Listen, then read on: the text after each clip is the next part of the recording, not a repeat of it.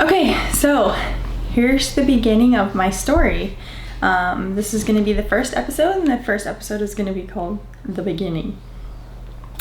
We're going to start off my journey, and I'm going to kind of explain what happened to me as a kid and kind of what brought me to kind of maybe the beginning of where my mental health journey would have started as a child, and now the events that may have happened when I was a kid and kind of brought me to where I am today. Whether these events like affected me or created or caused, I don't know. But they're definitely some core memories that really stick in my head.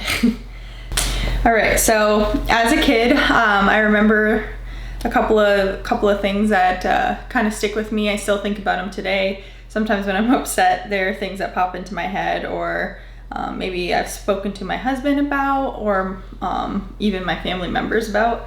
A couple of those things probably affected kind of where I am at today, and maybe dealing with them by speaking to you will help me kind of progress in my journey.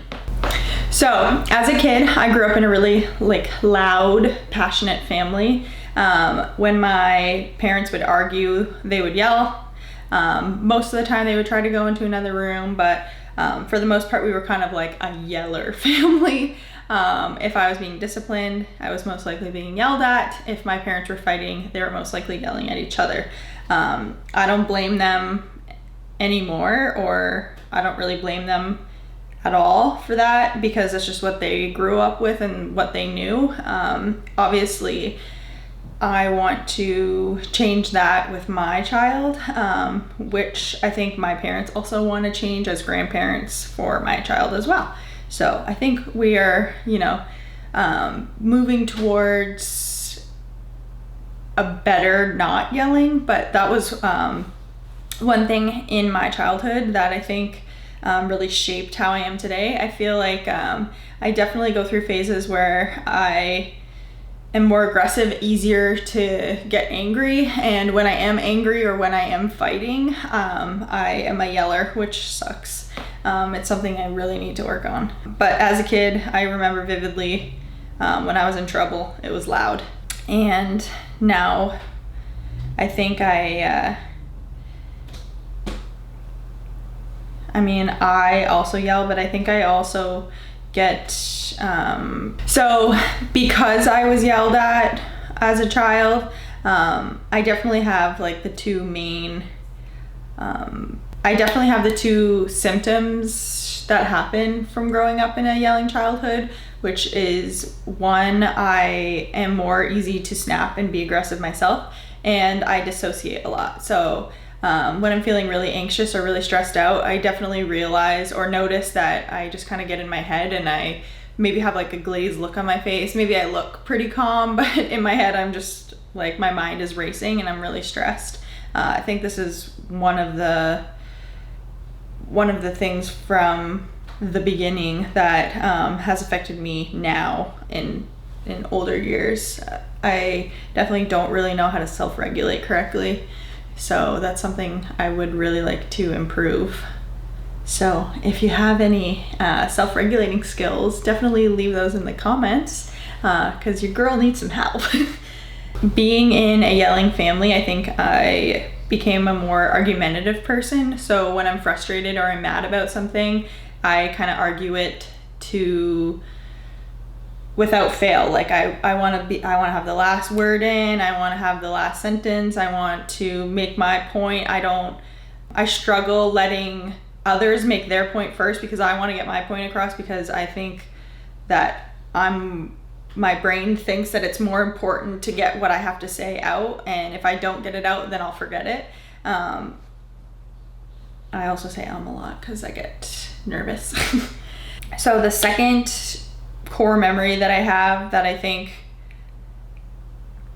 stuck with me as a kid from the very beginning was around grade 3. I had this French teacher I was in French immersion at the time, so I started my younger years of school in a all French speaking school, and we had English classes.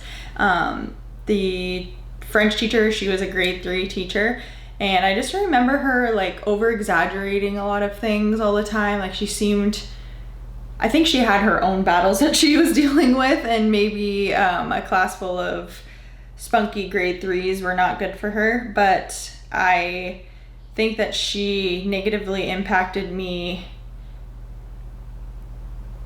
in my life going forward as a child, because she used to send home like letters, multiple pages long, of how I'm like the worst child ever. I'm so misbehaved. I'm never going to grow up to accomplish anything.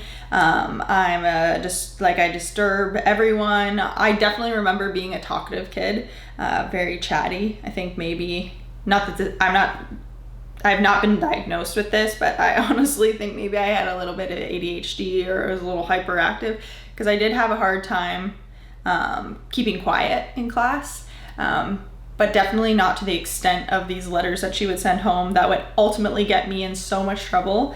And go back to the first thing that affected me as a child, I would get yelled at so much from these letters. I would get in so much trouble, and I really didn't know what I was doing wrong. I didn't really understand, because I felt like I was every other kid, but this teacher just really had it out for me. I remember her one time, she was coughing in our classroom because a teacher walked in and was wearing perfume, and she really didn't like perfume. So when the teacher left, she started coughing at the front of the class, and she coughed so hard that she threw up in front of us. I remember that being like so weird and so confusing. And this teacher who I'm supposed to look up to and trust, she just seemed like she was way off, I don't know, something was definitely going on with her, and the way that she treated her students and the way that she disciplined her students, or even just like, if you're gonna throw up, maybe like, I don't know, go over to your desk, not stand in the middle of the classroom and throw up in front of a bunch of grade 3s, because that was insane. And I come to find out, as I got older, my parents went to therapy because of this teacher. She used to send so many bad letters home that my parents thought that I was just like a juvenile delinquent, and they just like didn't know what to do with themselves. So they would go to therapy. The therapist was actually the one to tell my parents that this teacher seems out of line. And so I think they eventually approached the school and found out that she was writing these letters and doing this to other students as well. But I remember her increasing the amount of times I got in trouble at home, which made me scared. I didn't want to go to school anymore because I was scared she was going to send something home and I was going to get in trouble. So she started to make me kind of scared of school and kind of lose trust in the teachers that I had, because you go to school and you think these teachers are going to support you and have your back and they want you to learn, but this teacher just, I don't know, she did not want me to learn, I guess. Luckily, the next year, my grade 4 teacher, she was amazing. She knew how to discipline and kind of deal with my chatty, talkative attitude better, but I had already been so affected by the previous teacher that I think I was more closed off to what she had to offer. So I wish I could have soaked up more of her personality than the previous, because now I just find it difficult when I don't know how to regulate my feelings, because she never regulated her feelings. She just exploded in front of us all the time. So I had a yelling family, and then B had some crazy teachers as a young child. So those are, your prime regulating times, your prime learning years. And I learned some kind of bad habits through that. The third thing that really affected me as a child was the fact that we moved every 3 to 4 years. I don't think I spent longer than 4 years in a school until high school because I decided I was going to live with my then boyfriend, which will come up at another time. But I was always the child in classes that, you know, I've known my friends since kindergarten and you can't be friends with us because you haven't known us since kindergarten, or you're new. And so that became kind of a negative thing, being a new student. But I do think some positive came out of it. I definitely became a better judge of character because of that, because, you know, I had to quickly learn people, become friends, and then lose them really quickly. So I learned how to kind of weed out the ones that I knew maybe weren't good for me. Definitely didn't weed all of them out, but, you know, it made me a little bit stronger, a little tougher when it comes to like learning meeting new people and becoming friends with people, and kind of weeding out the bad ones versus the good ones. I definitely loathe the sentence, we've been friends since we were little kids, because I never got that. I do have some really good friends now, but I never got to experience that, stay in one place forever, have these friends forever.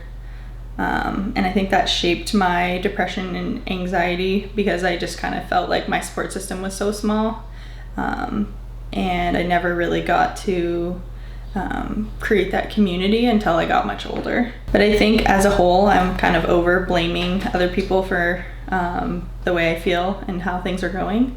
I really think this is kind of a good start to my journey. See the couple of things that really affected me as a kid, and kind of how we're going to move forward and make things better. So don't forget to comment on my video, subscribe, and we'll see you next week. Hopefully we'll have some more information and we'll continue this journey to self-improvement.